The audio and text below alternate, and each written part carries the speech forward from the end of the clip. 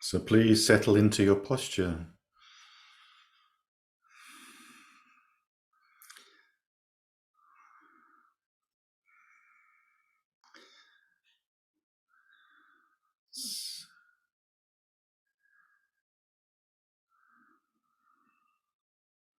Relaxing into the posture, allowing the posture to hold us.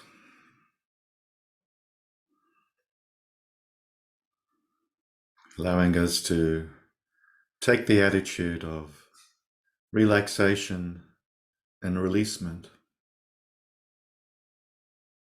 Allowing ourselves just to be here and now.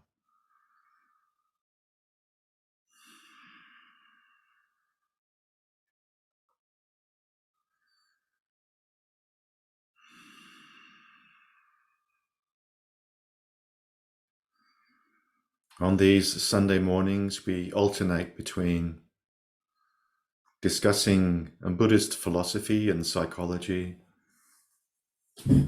and exploring those ideas experientially either in our silent meditations or in our guided meditations. The primary tool we use in philosophy is rationality, analysis, where we seek to come to some kind of intellectual understanding of the ideas of Buddhism and how to apply them in our everyday lives. And then we move into the experiential domain when we are silently meditating or participating in some kind of guided meditation.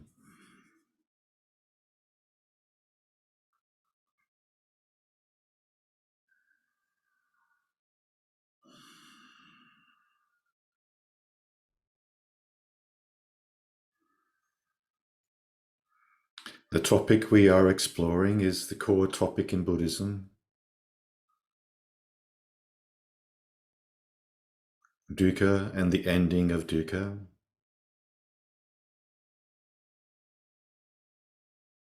Dukkha, which can be translated in many different ways: suffering, dissatisfaction, discontent,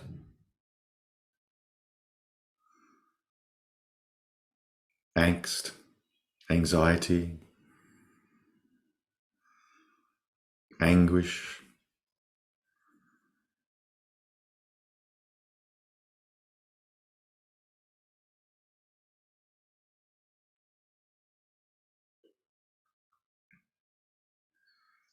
One of the key, perhaps most important insights of the Buddha was the realization of the association of dukkha with our identification as a separate self.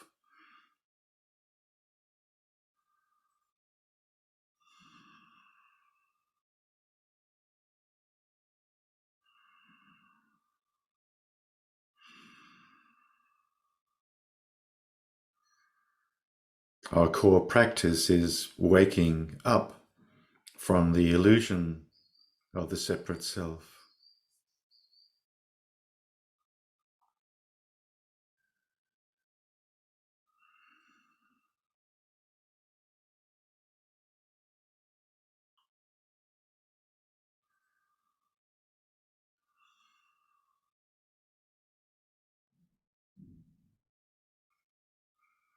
But this is very difficult because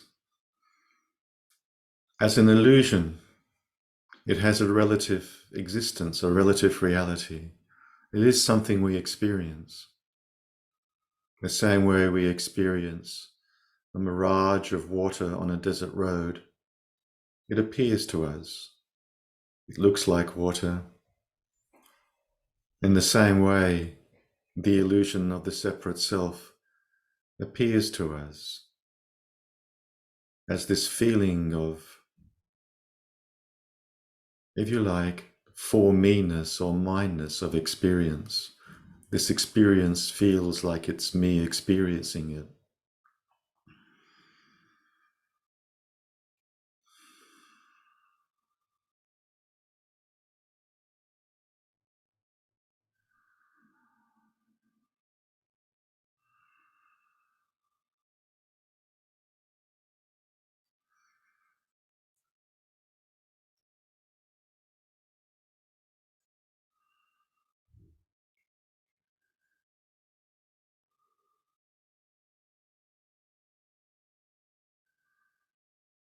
Human beings have their lives in many ways dwelling in language.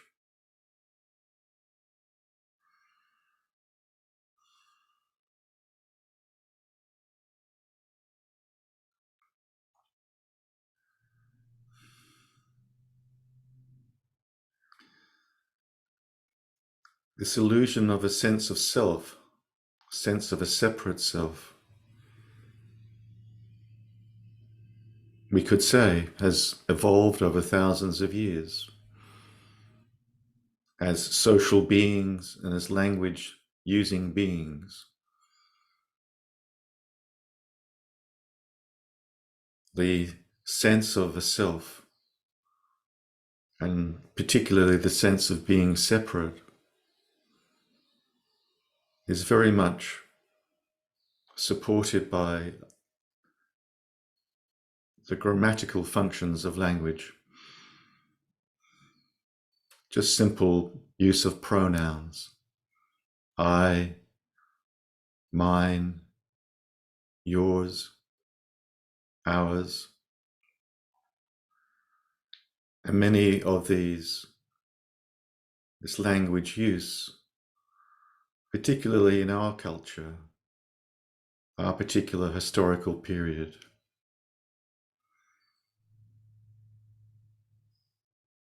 often is associated with the metaphor of ownership.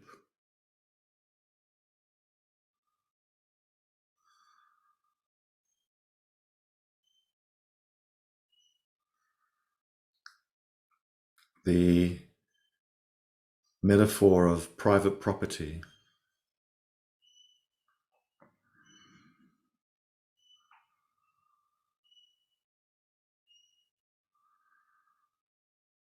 Is very dominant in our culture,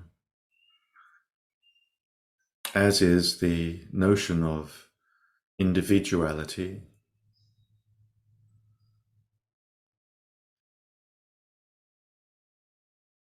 the contractual free market basis of our economy fundamentally revolves around the notion of separate selves exchanging contracts and being able to own property.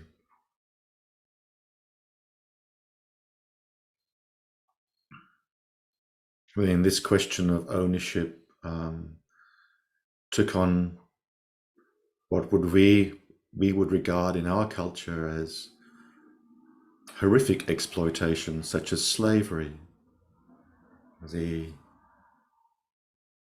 The notion that we can own another human being, for example.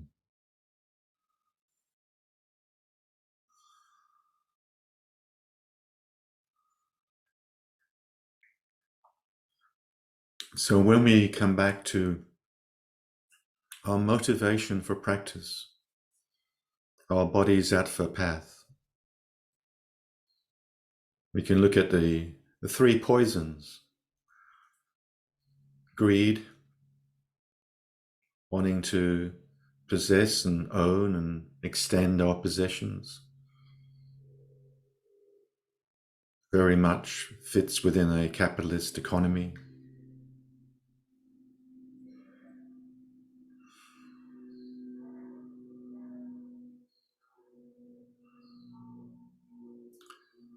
Anger or hatred, often taking the form of protecting our property, fighting for our property.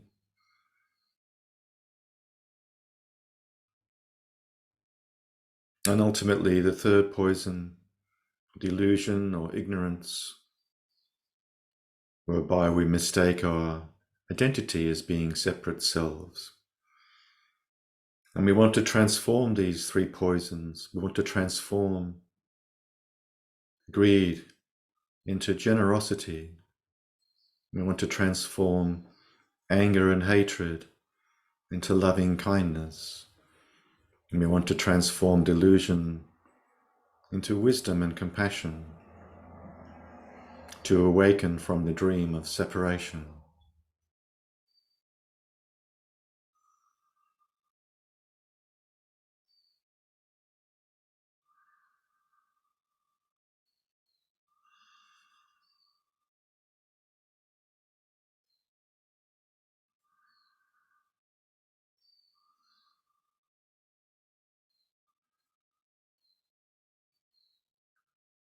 As a first exercise, let's just do a simple body scan.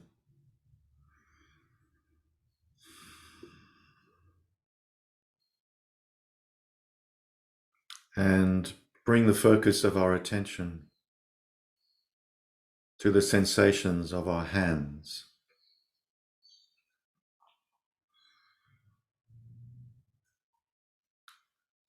And we can feel the sensations of warmth or coolness.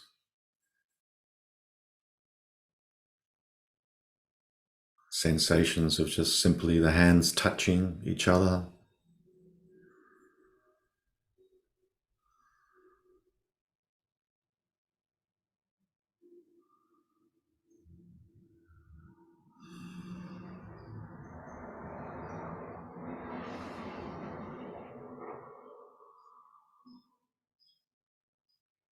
And maybe some other sensations of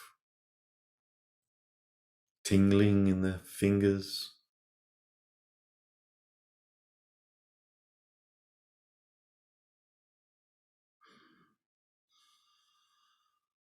But when we focus on our hands, what are we actually experiencing?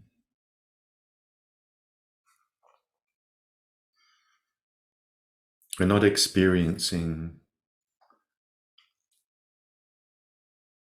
anything other than sensations, the feelings that go with the sensations.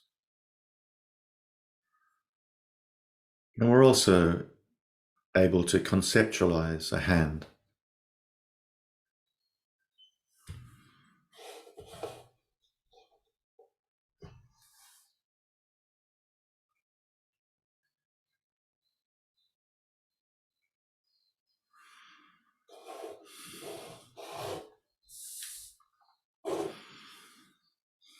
And we have the definite feeling of my hand.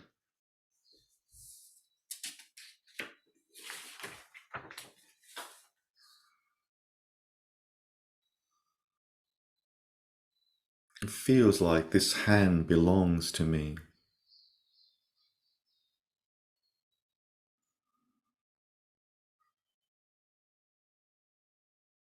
And if I was to cut off one of my fingers, I would definitely experience the pain of the loss of my finger.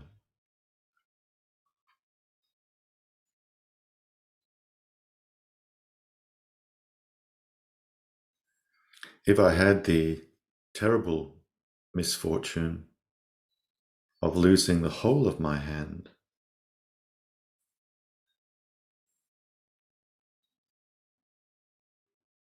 that would still not take away from me the sense of this feeling of mindness or for me-ness that I experience.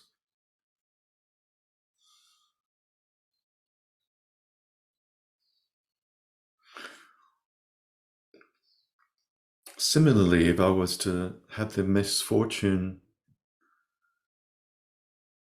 the terrible misfortune, if I was in a car crash and lost my legs,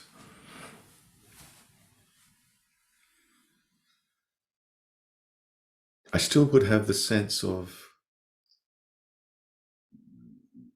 being a separate self.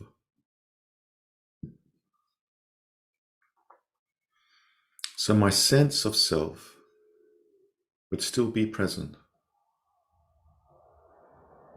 even if I had no legs.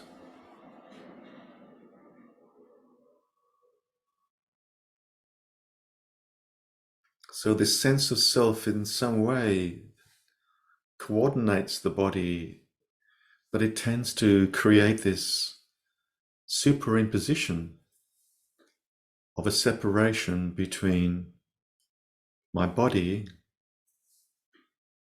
my hands, my legs, and the world. It's like the world is not me and my body is me.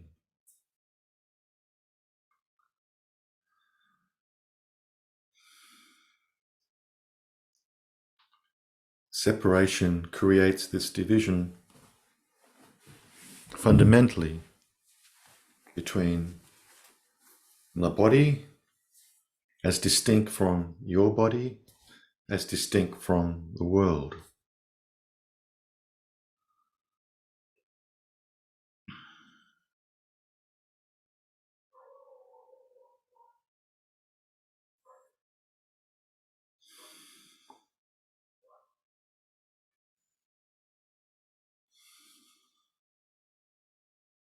Why is this?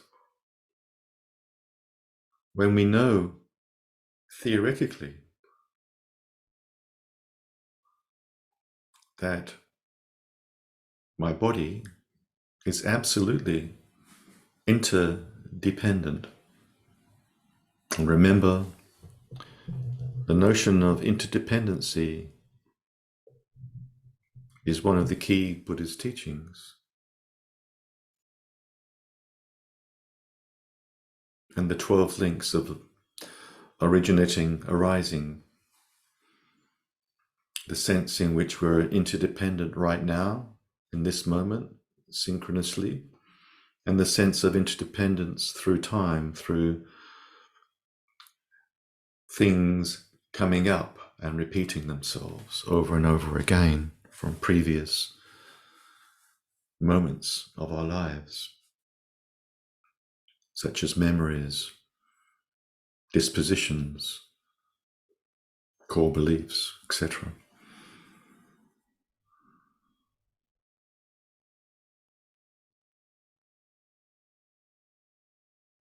Well, from, I guess, from a survival point of view, from an evolutionary point of view, that sense of being separate, again, the sense of the world not being me, can be essential for our survival. We need to take flight if we see a predator.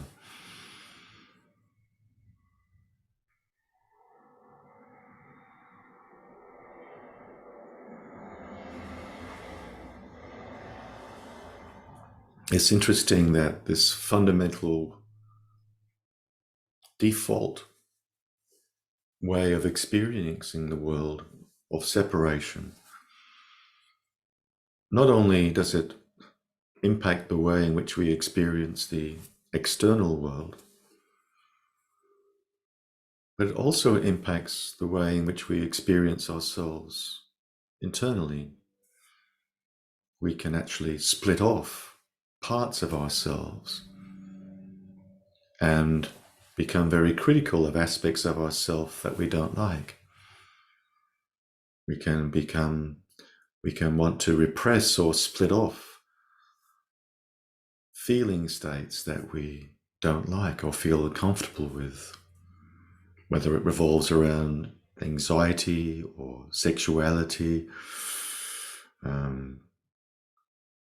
or a sense of not being good enough. And one of the interesting things about our experience of our sense of self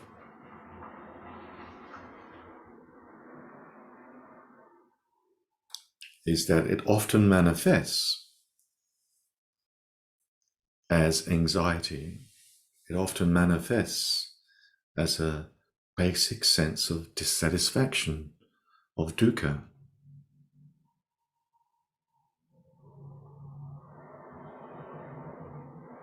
One of the contemporary Zen Buddhist philosophers, David Loy, has a very interesting theoretical understanding of this experience. He calls it the sense of lack.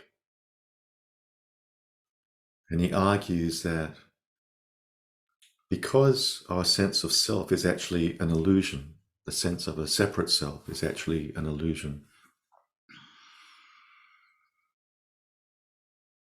it's fundamentally groundless. It has no absolute existence.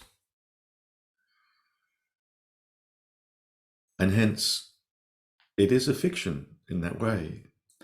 And it's like trying to feed a hungry self, which is actually a fiction. But the self is always hungry. The self has this, if you like, essentially is a no thing. But it doesn't see itself as a no thing. It sees itself as something which is separate and existing autonomously. That's the illusion. And hence it can never be satisfied because it actually doesn't really exist. So it's caught. The self illusion of the separate self is actually the activity of dukkha. It's the activity of dissatisfaction, of always seeking to be somewhere else.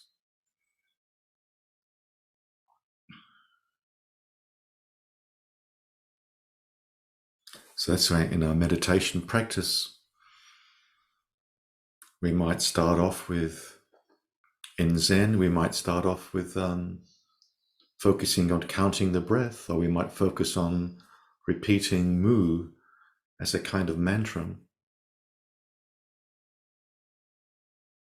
to actually start to undermine this tendency of seeking to be somewhere else.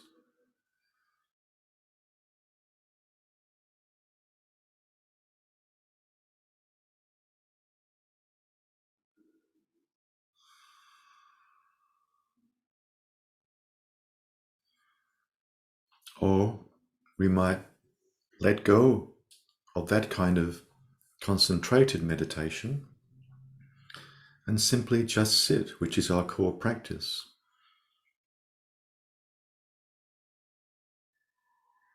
And just sitting is the practice of the non-dwelling mind, or non-abiding. And the practice of non-abiding is one of the key ways in which we free ourselves from this sense of the illusion of separateness.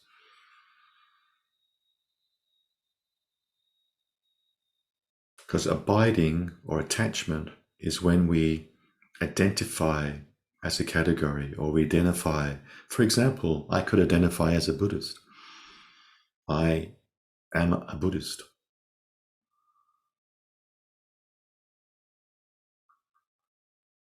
The sense of the subject I becoming identified with the predicate Buddhist. I take that on as an identity. And if I don't see that that is simply a convention, a way of talking, if I actually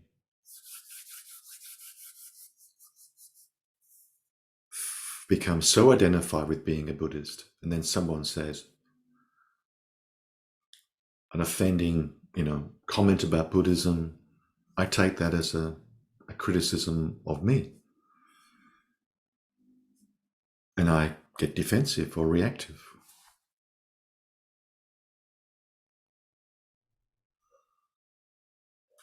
So we can see how the identification as a separate self and the various identities that the separate self takes on, which are countless.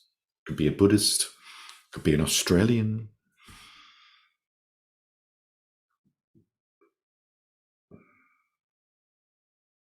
it could be an atheist.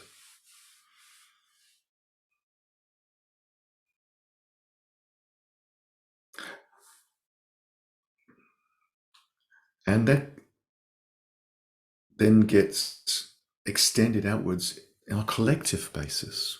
So the sense of a separate I becomes a sense of a separate group. We are all Buddhists here.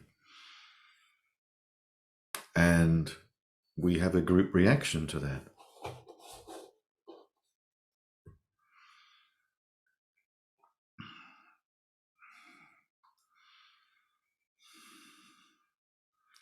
So this sense of identification as a separate self leads to a sense of identification with a group.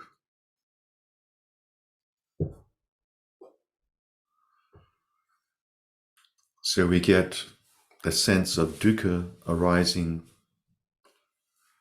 on an individual level and a sense of dukkha arising on this collective level.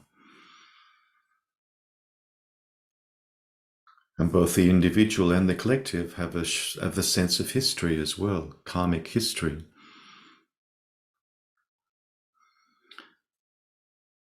So that as an individual, I carry my own history, and my own prejudices and hates and angers, which get expressed at other people in the world.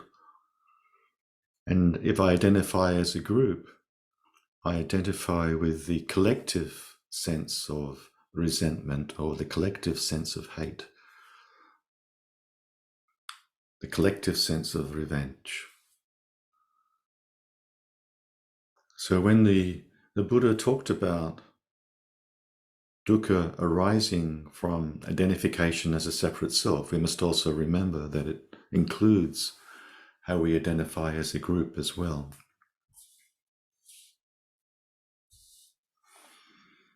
So this sense of separation, this sense, it's always about creating these divisions all the time between us and them, between my body and your body, between the world and myself.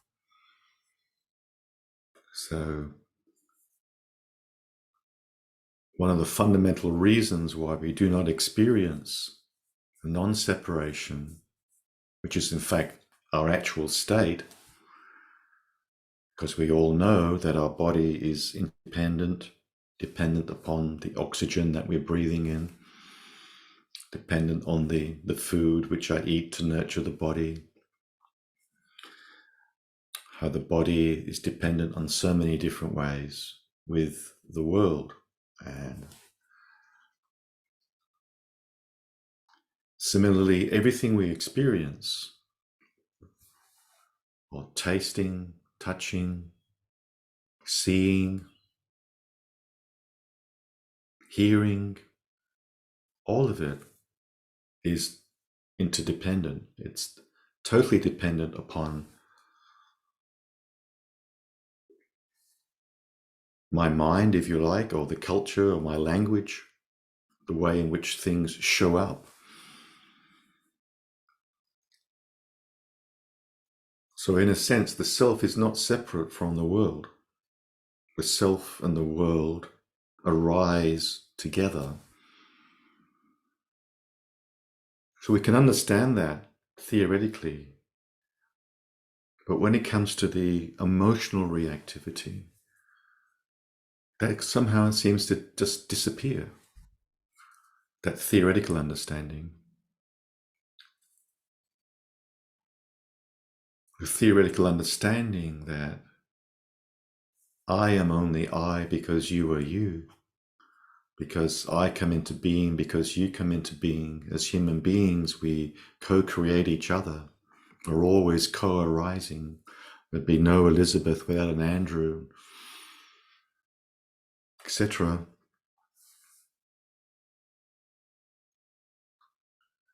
we lose our insight into the conventional nature of names.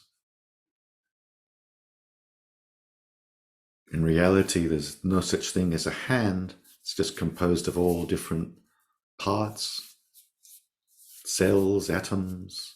It's actually the boundary is inseparable from the air we breathe. Our skin is a porous membrane, etc.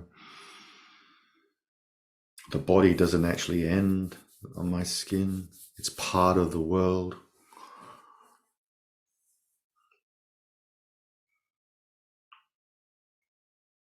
But that sense of me, that sense of mineness, of this experience being mine, so deeply conditioned in us, it's really hard to free ourselves from that reactivity that separation brings.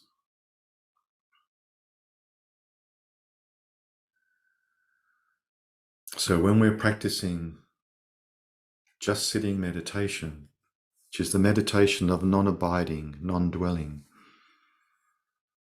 we're not focusing the mind on any particular object.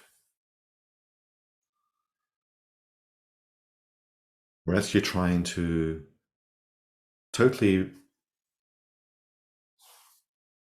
upside down that subject-object notion of an I focusing on an object out there or in here.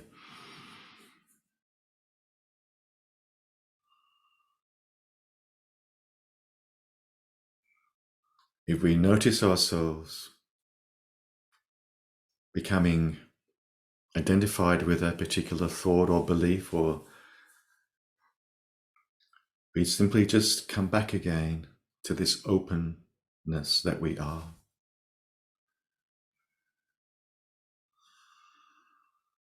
Leaving everything alone, allowing everything just to be happening just as it is, and seeing that that's all happening and there's no controller inside me that's doing anything.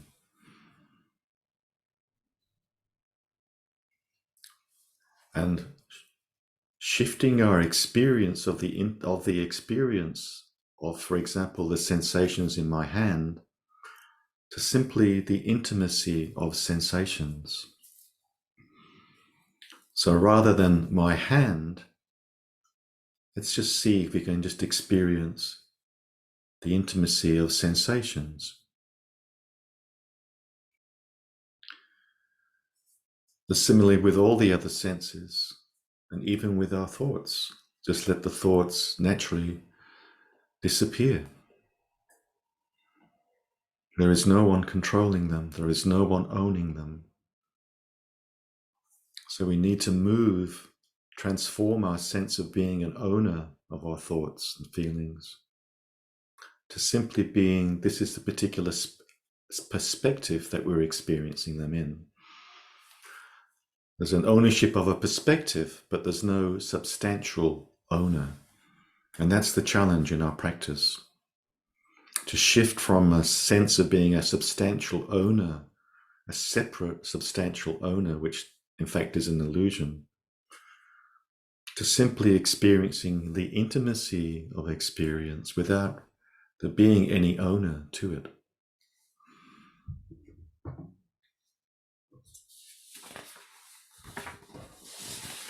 So then we move to the famous quotation from Dogen about Buddhism.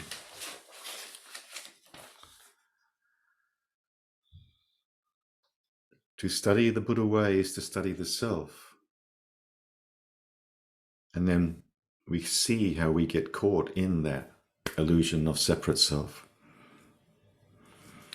But as we move deeply into our meditation practice, to study the self is to forget the self.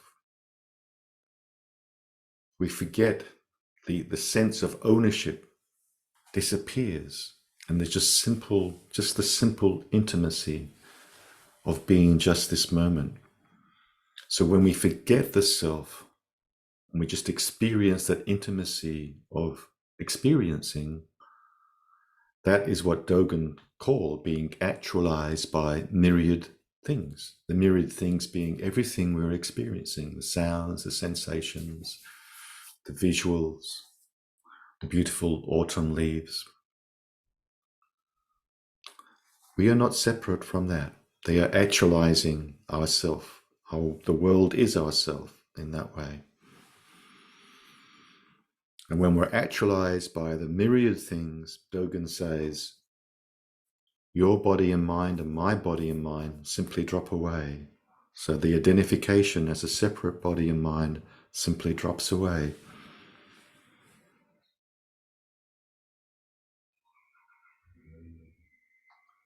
And we experience the field of groundlessness.